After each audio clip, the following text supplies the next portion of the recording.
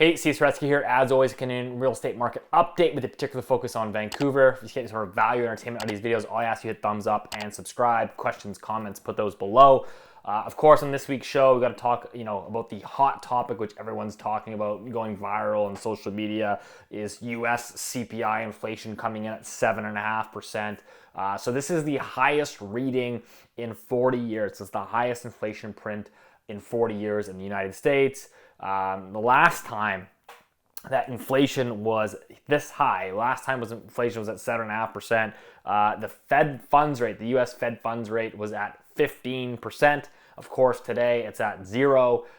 So just to kind of goes to show you really the era, the financial repression that we're in today. Because again, let's sort of unpack this a little bit further. I think this is very important for Canadians. Yes, Canada's inflation is currently 4.8%. Again, I think that's more just like not having the greatest data set. I would argue that Canada essentially replicates or follows whatever's happening in the US. So give or take, Canada's CPI inflation, despite the official data, which says it's at 5, is arguably closer to where the US is at 7.5. So we can certainly debate these metrics, but irregardless, you have inflation running at, the highest many of us have seen in our lifetimes. And so, this is now prompting everyone's calls in social media, and the big bank economists again coming out and saying, "Wow, they're gonna have to do even more rate hikes.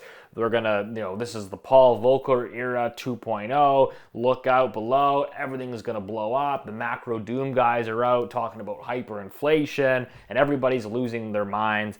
And I'd like to remind you that this is something we've been talking about in the show for several years now. The fact that ultimately, I think this is going to turn out a lot differently than the mainstream consensus view is, which is that, the Fed's going to get basically 6 or 7 rate hikes in this year, and we're going to start normalizing interest rate policy. So this is from Hirschman Capital. From 1979 to 1981, the Fed hiked interest rates by 1,000 basis points. So 1,000 basis points is basically 10%. So they raised rates by essentially 10% to curtail inflation. In 1979, however, the U.S. government's debt to GDP ratio was only 31% of GDP, and its budget deficit was only 2% of GDP. Thus, the interest rates increase on the U.S. government's interest burden was manageable. By 1983, the budget deficit had increased only 4 percentage points to 6% of GDP. Today, a 300 basis point Fed funds hike, so raising rates by 300 basis points, basically a third of what they did back in 1979 to 1981, is easily foreseeable, right? I mean, that's what everybody's kind of talking about. They're saying, okay, we could get, 7 rate hikes alone this year, a couple more in 2023. So this would still leave the Fed's funds rate lower than it has been for 98% of the last 67 years. So even by raising rates 300 basis points, we'd still have very low interest rates. But today, however, the U.S. government's debt to GDP ratio is 120%. It's 120% compared to 31% back in the late 1970s. So U.S. government's debt to GDP is at 120%, and its budget deficit is forecast to be 7% of GDP this year. A 300 basis point increase in the Fed funds rate would increase the budget deficit to 11% of GDP, and since 1991, all 18 other governments with deficits exceeding 11% of GDP and debt to GDP ratios exceeding 110% defaulted within 2 years. In other words, the Fed could soon be trapped. Raising rates could trigger default, and not raising them could leave inflation unchecked. So this is the dilemma. And again, I can tell you that the U.S. isn't going to go the default route. Okay, no government willingly goes to the default route. And so, as we've been talking about numerous times on the show, it is my view. Again, I could very well be wrong. I'm certainly not, the smartest person in the room, but it is my view that you're in this era of financial repression, that interest rates will not be able to reflect the current and the future levels of inflation. And so I want to take you back to a clip here. This is from my weekly show that we do here every Saturday from July 2020. Again, July 2020, if you recall, that was just several months after the onset of the pandemic, where everybody was still talking about inflation, asset prices selling off, where we were going to go. So this is my comments from July 2020. Let's clip to that right here. I think that what they're doing is they're basically giving people forward guidance to go and speculate on real estate. Again, if you suppress yields, if you suppress interest rates and you eliminate the bond market, you eliminate price discovery, because that's all interest rates are. It's just a measure of risk. So if you remove that measure of risk, i.e. you have zero or negative interest rates, you remove the risk pricing mechanism. So this is basically, again, just a green light for Canadians to go and speculate and lever up on real estate, because let's call a spade a spade. There is no Canadians out there don't necessarily get all hyped up about investing going long the TSX. Most Canadians talk about owning multiple rental properties and as a way to build wealth. So we aren't gung-ho about the stock market and the TSX. When Canadians go to invest and they go to speculate, they go to real estate, obviously, which has been in a bull market for 20 years that has been heavily supported and subsidized by policymakers. So I think it's important to contextualize all that, and the willingness of these individuals, these central bankers, to go down the path they're going. Actually, in a follow-up interview with Bloomberg, Tiff Macklem also signaled, as I have been talking about in these videos, that their intentions to highly consider yield curve control is very much on the table. You have rates pinned at zero, yield curve control, so they're not going to allow mortgage rates essentially or yields to basically normalize, because the cost of servicing that debt would destroy an economy. And so what they're going to do is they're going to pin rates, and they're going to allow inflation essentially to run hot, and they're going to basically inflate away the debt. So essentially, societies, this has happened hundreds of times before. You look at any sort of debt crisis or any sort of situation that we kind of see our situations, that we're in today, is essentially what's going to happen is these guys. You have two options as a society. You can to deal with debt. So you can either allow a debt deleveraging, which is deflationary, which is very, very, very painful. That's think about the Great Depression. So these crushing debt burdens are basically allowed to clear, and that creates deflation, which means basically that your debts stay the same, but everything else is falling in price. Your wages are falling in price, et cetera, et cetera. So that makes the debt more difficult to service. So that's a debt deflationary environment. Again, every government in almost all of history has tried to avoid that scenario. So the scenario number two is to inflate away the debt, which is basically to devalue the currency. So that debt will it will stay the same, but it's being repaid back in a devalued currency, where for example, a can of soup is $20. So it's a devalued currency, and I think that this is basically what they're telling you. That's the path that they're going to take, is basically unlimited QE, pin yields to the floor, and let inflation run hot, because inflation is already a terrible metric to begin with. You're going to have, I think you're going to blow massive wealth inequality. People that own assets are going to be fine, because we're inflating the value of assets. We're devaluing the currency as these assets rise in real, at least in nominal terms. And so you're going to create this massive wealth divide. Basically, those that own real assets will be able to probably keep up, and those that don't will get left behind. So you have this growing wealth inequality, and that is going to spur more social unrest and more aggressive policy measures from all levels of government. So again, this was all relatively foreseeable. Yes, this was a very good call on my part. I'm not always going to get them right, but the path that central banks, you could see, like the fact that everyone's all of a sudden surprised that we've got like 40-year highs in inflation, that, hey, we've got deep real negative interest rates. Like, guys, this was all basically foreseeable, and I would argue by design. I mean, this is the era of financial repression. The central bankers and policymakers were left with basically very little choice but to devalue and debase the currency. And as I talked about, you would see these massive social and wealth inequalities. And I think it's none more evident than in Canada in our housing market. If you are on the housing ladder, for example, if you are on the housing ladder, or if your parents are on the housing ladder, you've for the most part done just fine. Your asset price is ballooned. In some cases in the suburbs has essentially doubled over the past 2.5 years, that you've been able to sort of somewhat maintain your standard of living.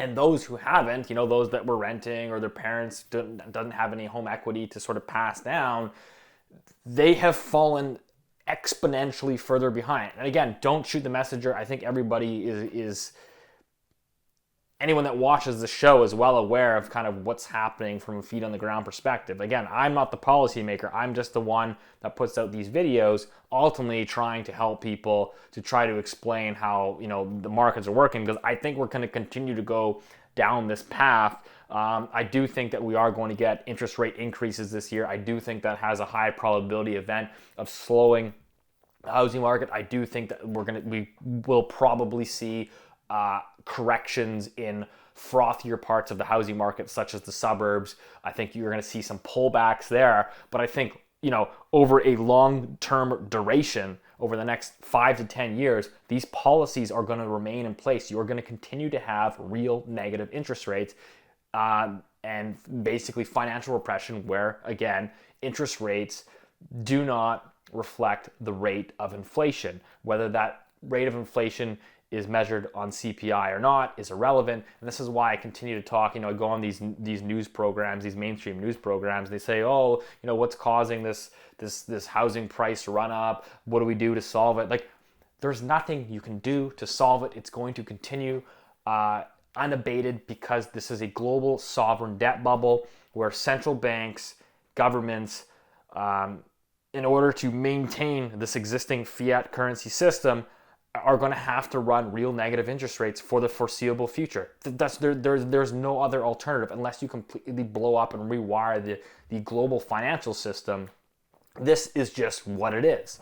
And so, again, I think central banks are going to come out and they're going to talk about, raising interest rates. They're going to act tough, but they're not going to act. They're not going to actually be able to push through. They have to come out and act tough from eliciting a solvency perspective. And so, we had, for example, Tiff Macklem out this week again talking about, a rising rate path. I mean, just listening to the guy, a rising rate path. The reality is like Tiff Macklem's going to sneak in as many hikes as the Fed does, 3, 4, 5, and something's going to trigger a kaboom. And it's going to be back to the drawing board, which is slashing rates down and keeping them real negative interest rates. So let's clip to Tiff's comments right here. What we've said is that Canadians, businesses, should expect interest rates to be on a rising path. What does a rising path mean? A rising path is not one increase in interest rates. A path really suggests multiple increases. But I would stress that a rising path doesn't mean we're on autopilot. We'll take those decisions at each point. A rising path doesn't preclude that you might make a number of moves and then you might pause and assess the situation and how much impact the increases that you've done are having. And look, if the situation changes, we will adjust to deal with the facts on the ground. And so, if the economy were to reopen even faster than we've projected and demand is even stronger and we have more inflationary pressures, that suggests the path's going to be steeper. And we'll need to raise rates further. If the economy slows unexpectedly, that means certainly that we would not need to raise nearly as much.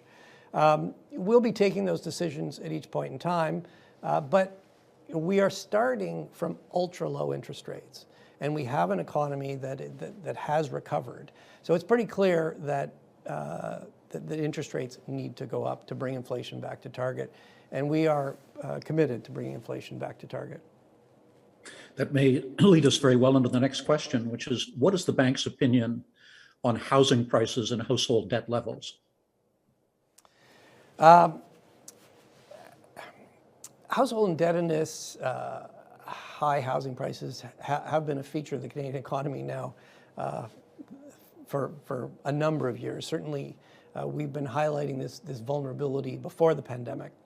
And the pandemic has really accelerated the demand for housing.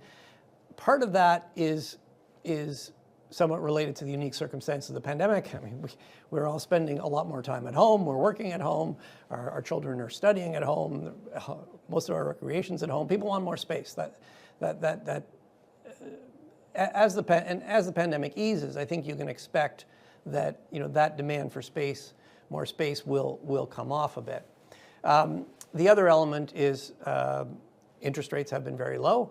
That has made the cost of that has reduced the cost of borrowing, and that has been a factor that has contributed to demand for housing. We've signaled very clearly that interest rates are going to be on a rising path. And if you look at our own projection, what we have in our own projection is we are expecting housing activity will remain strong. Job growth is strong, wages are going up, Canadians have good incomes, so immigration is rebounding. So there are some sustained elements of demand for housing. So we are expecting housing demand to remain strong. Having said that, we do expect it to gradually come off the very elevated levels it's been, reflecting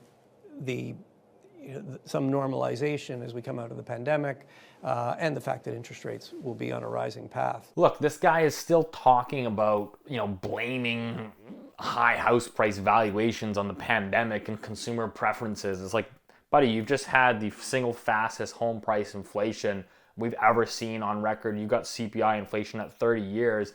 I just don't understand why people are suddenly surprised. There's never any such thing as a free lunch, right? The Canadians just wanted to sit at home, collect CERB checks, and have a whole bunch of mortgage deferrals. Like you cannot print your way to prosperity. Okay, it's been done. It's been tried before over many times in different societies going back hundreds and thousands of years. You cannot print your way to society. Every time government gets to a point where either essentially bankrupt themselves, you basically go into these sovereign debt bubbles where they borrow too much. The answer is always debasement, and that debasement will continue to show up in hard assets. You're going to have volatility. You're going to have corrections along the way. Again, don't shoot the messenger. This is just what it is. I did not create this financial system, and I think that this is why we're going to see the birth and the introduction of central bank digital currencies over the coming years. That's why I think they're so quick to get involved with them. And you have to understand that a lot of these central bank digital currencies are going to ultimately be built on a lot of these crypto networks. So I think that's also important for you to read up and do your research, because this is going to play a significant part of our lives moving forward. So as always, you heard it here first. Certainly trying to do my best to enlighten and help out Canadians any way I can. I will be wrong along the way. People are always wrong, but I think it's just adapting your view as the data changes. And I think the data, the data is the data. The math is already baked into the cake. Global sovereigns are essentially they're bankrupt. The numbers simply don't work to sustain real positive interest rates. And so unfortunately, it's going to be the savers, it's going to be the retirees who ultimately bear the brunt of these policies. And all you can do is try to get out in front of them. So as always, hope this helped. We'll see you next week.